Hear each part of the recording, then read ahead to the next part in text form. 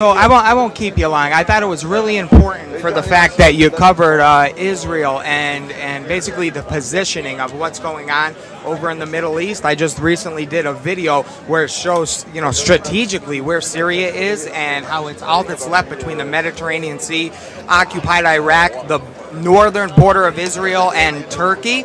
So do you believe that it's a strategy that they're trying to strike Syria right now? Well, I'm not the one who's saying it. It's Oded Yanan.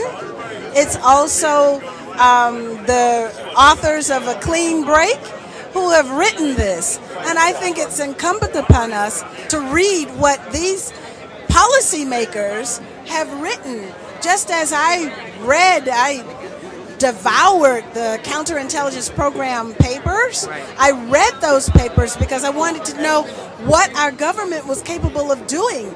And so we have to read all of this information and put it together so that we can understand what actually is going on. And I'm so glad that you came out with a lot of the things you said. A lot of people are wondering why a lot of the freshman congressmen and women go over to Israel.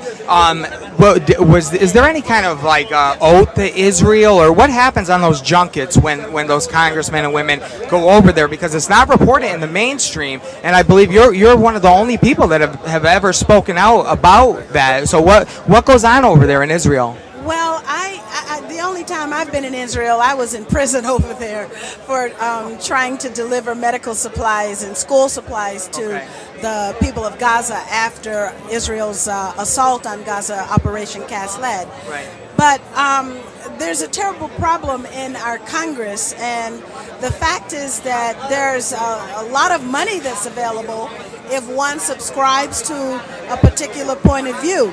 If you make a commitment that you will cast certain votes in a certain way, then there's a lot of money to be had there.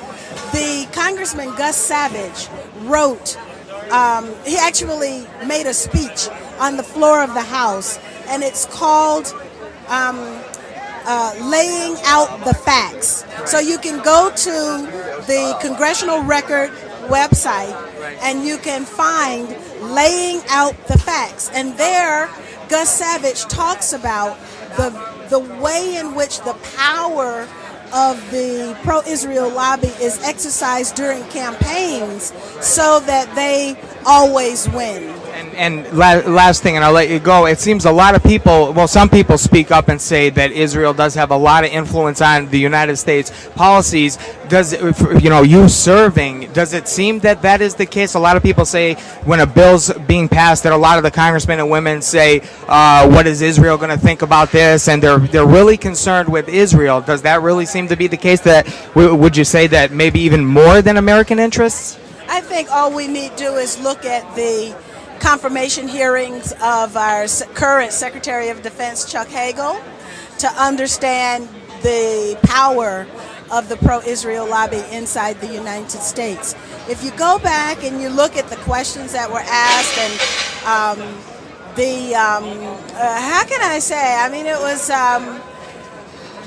he was browbeaten, really, because he made certain statements about being the United States Congress, not the Israeli Knesset, and he was castigated and vilified for really what's a statement of fact, as a member of Congress, we're sworn to uphold the Constitution and look out for the interests of the people of the United States first, and to protect the integrity of U.S. taxpayers, and that doesn't always happen. Yeah, it seems to be the case. Well, hey, I appreciate everything you do, and keep up the good work. And so you definitely support the alternative media, then, correct?